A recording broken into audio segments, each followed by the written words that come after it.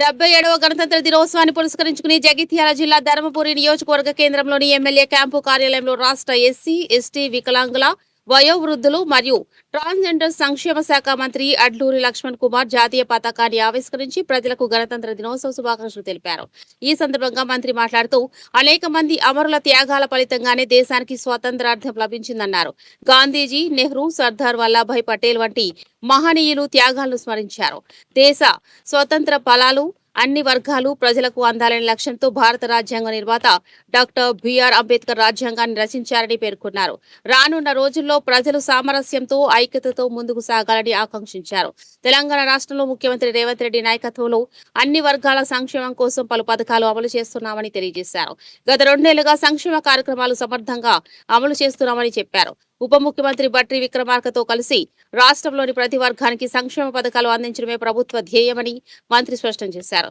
ప్రభుత్వ అధికారులు సహకరించి అర్హులైన ప్రతి లబ్ధిదారునికి సంక్షేమ పథకాలు చేరేలా కృషి చేయాలని మంత్రి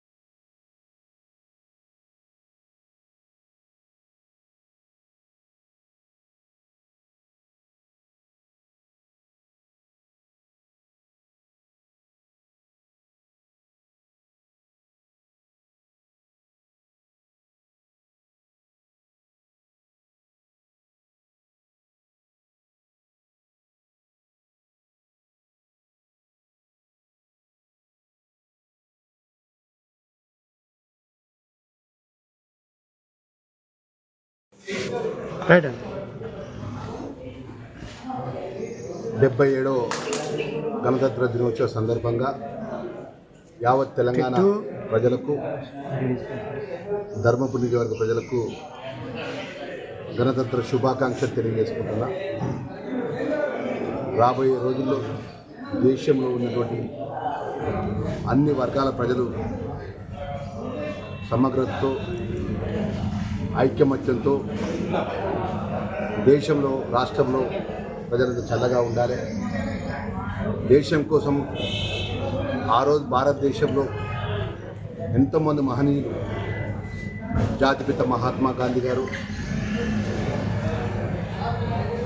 జవహర్లాల్ నెహ్రూ గారు, సర్దార్ వల్లభాయ్ పటేల్ గారు, నేతాజీ గారు, ఎంతోమంది మహనీయులు వాళ్ళ ప్రాణాన్ని పరంగా పెట్టి బ్రిటిష్ వారిని ఎదురు నిలబడి పోరాటం చేసి ఎంతోమంది భారతదేశంలో ఎంతోమంది మహనీయుల యొక్క ప్రాణాలు బలిదానం చేసి మరి బ్రిటిష్ వాళ్ళని తరిగిపోతే ఈరోజు పూర్తిగా స్వాతంత్రం తెచ్చుకొని గణతంత్ర దినోత్సవం ఈ దేశంలో జరుపుకుంటున్న సందర్భంలో రాష్ట్ర ముఖ్యమంత్రి వర్యులు పెద్ద రేవంత్ రెడ్డి గారి నేతృత్వంలో ప్రభుత్వం పక్షాన ప్రజలకు ఇచ్చిన అనేక సంక్షేమ కార్యక్రమాలు అమలుపరుస్తూ రాబోయే రోజుల్లో కూడా తెలంగాణ రాష్ట్ర ప్రజానీకానికి ప్రభుత్వ పరంగా అందించాల్సిన ఫలాలన్నీ కూడా అందిస్తూ అన్ని వర్గాల ప్రజలు, రైతులు కానీ, నిరుద్యోగ యువకులు కానీ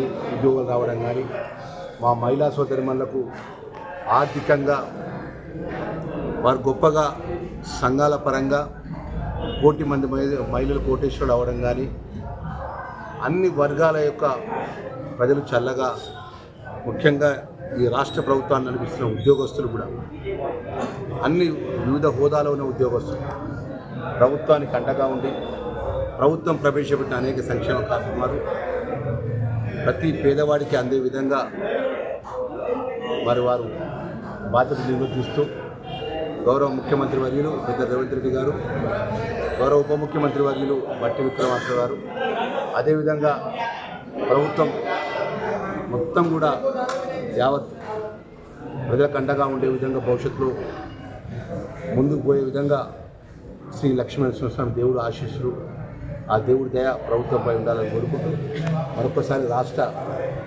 social welfare, tribal welfare, disable శాఖ మంత్రిగా తెలంగాణ ప్రజలకు గణతంత్ర శుభాకాంక్షలు తెలియజేస్తున్నాను. అందరికీ నమస్కారం.